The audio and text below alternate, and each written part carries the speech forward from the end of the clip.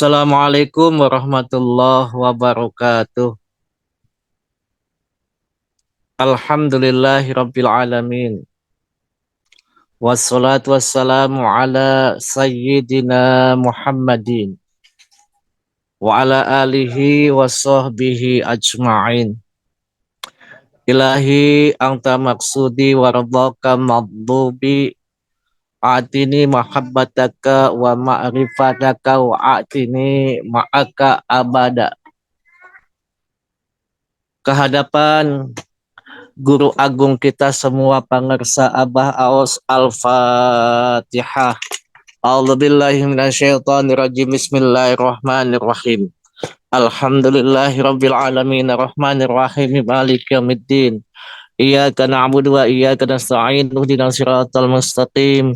Siratal ladzina an'amta 'alaihim ghairil maghdubi 'alaihim waladdallin. Amin. Yang kami muliakan para wakil talqin Syekh Mursyid yang hadir pada manakib online pada saat ini. Nafa'anallah fituli hayatihim. Para mubalik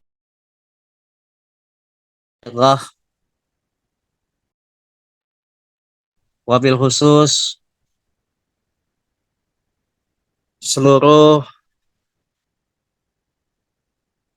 pemangku manakib online dan juga yang memfasilitasi manakib online senantiasa Allah berikan kemurahannya kepada kita semua. Allah berikan panjang umur usia dunia kita semua dalam keadaan sehat walafiat, taat beribadah kepada Allah Subhanahu wa taala. Ikhwan wal akhwat yang sedang menempuh hakikat kesucian jiwa rahimakumullah. Di bulan ini kita masih memperingati perjalanan kesenangan semua ahli silsilah Thariqah Qadiriyah Naqsabandiyah Mahad Suryalaya, yaitu kesenangan seluruh ahli silsilah yang sampai kepada guru agung kita semua pemirsa Abah Aos, yaitu melaksanakan ibadah sholat.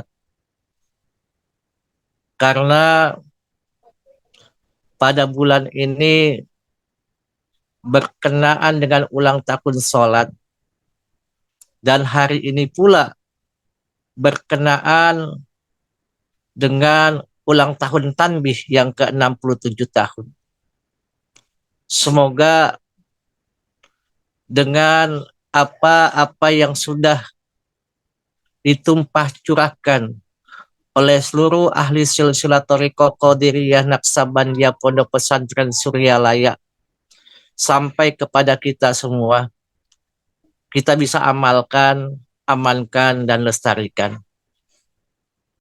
Ma'asyiral ikhwan rahimakumullah. Di dalam surat Al-Isra ayat pertama, Allah menggambarkan yang berbunyi A'udzubillahi minasyaitonirrajim. Bismillahirrahmanirrahim. Subhanalladzi asra bi'abdihi lailam minal masjidil harami ilal masjidil aqsa. Alladzi barakna khallahu linuriyahu min ayatina innahu wassamiul basir. Di situ dengan kesucian Allah memperjalankan hambanya, yaitu baginda Nabi besar Muhammad sallallahu alaihi wasallam pada saat itu. Pada saat ini kita pun diperjalankan oleh Allah melalui guru mursyid kita, yaitu bagaimana kita dapat melaksanakan ibadah-ibadah yang sudah ada dalam amaliyah mursyid yang memang harus kita amalkan, harus kita kerjakan semampu kita, sekuat kita, sepenuh hati kita. Tidak ada embel-embel yang lain, tidak ada keinginan yang lain. Dahulu zaman pangersa Aba Anem, andaikan seseorang itu bisa beribadah sampai tubuhnya ada 1000 tempat dalam satu keadaan. Tetapi itu tidak sempurna. Kenapa tidak sempurna?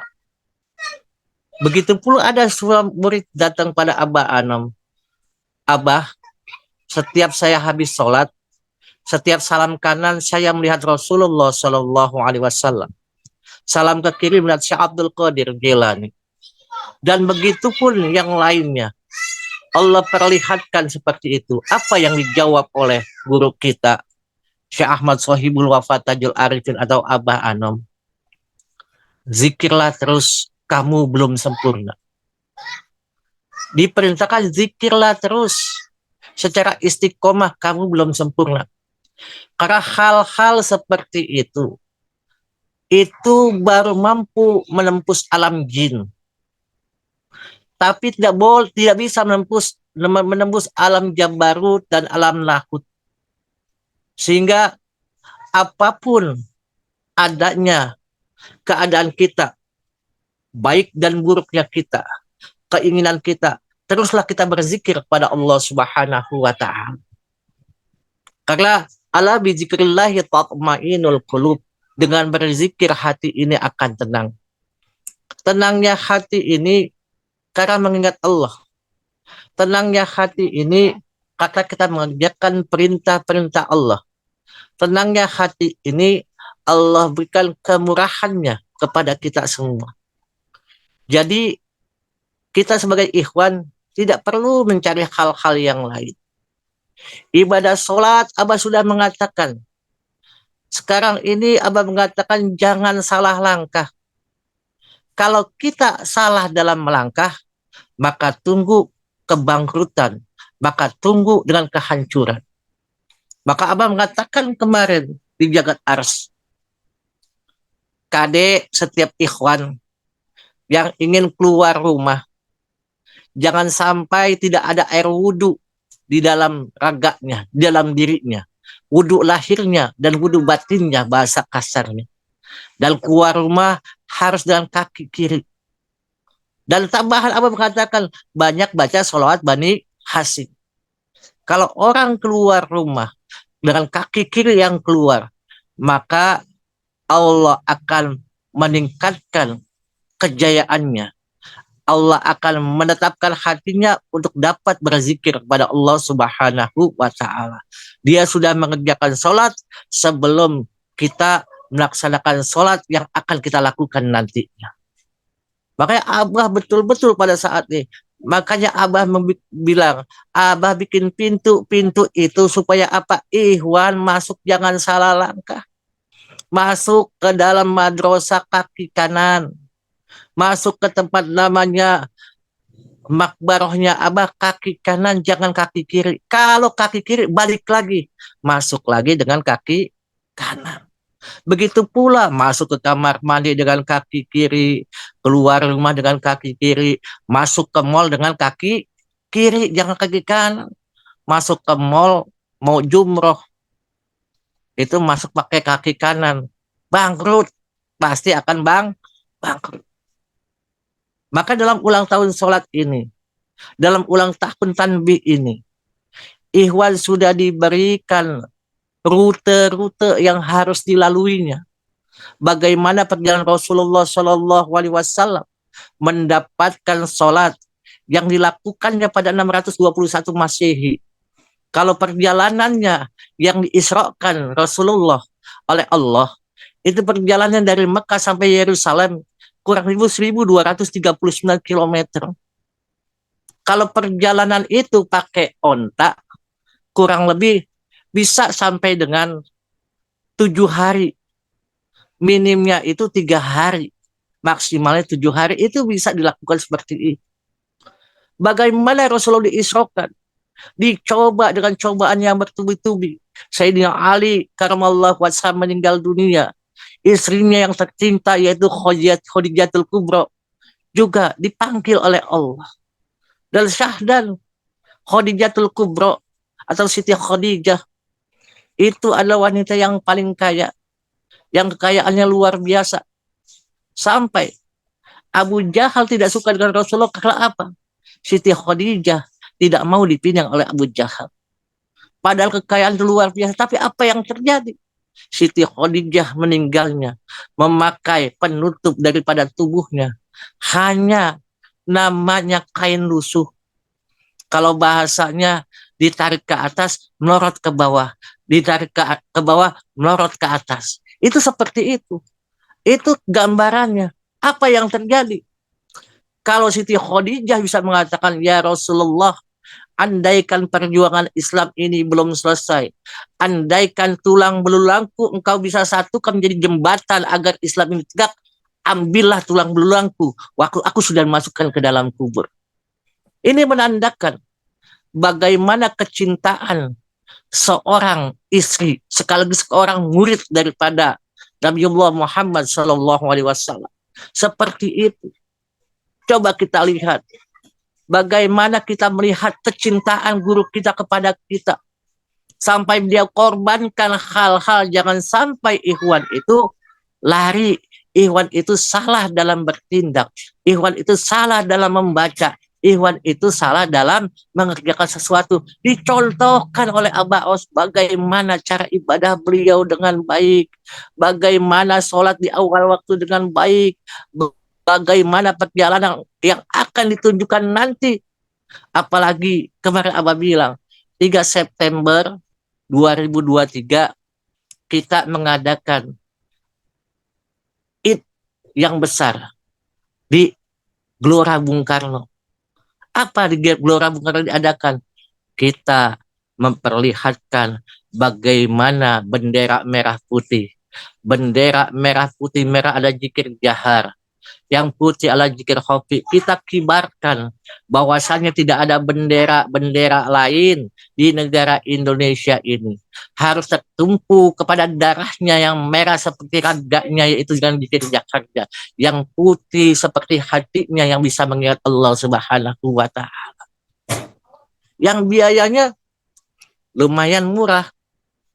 Kalau bahasanya hampir 3,8 M. Kalau dihitung semuanya, kalau diperkecil paling sedikit itu 2,5 M. Kalau kita pikir-pikir secara logika kita, ngapain Abah mengadakan di GBK? Cukup mengadakan uang itu dikumpulkan oleh ikhwan, dijadikan Masjid Usama itu bisa selesai. Atau Universitas Saifullah Maslul bisa berdiri tegak. Tapi bukan itu yang Abah tunjukkan.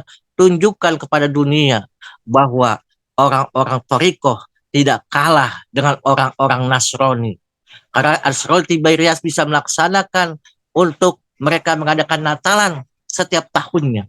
Kita tunjukkan seluruh ikhwan, baik yang ada di luar negeri, dalam negeri semuanya. Tanggal 3 September kita kumpul ikut ittiba kepada guru kita. Kemampuan kita keluarkan dengan waktu masih 6 bulan lagi. Kalau satu ikhwan saja, kalau murid Abah ada namanya 5 juta aja, satu ikhwan saja 10.000 sudah dapat sekitar 50 miliar.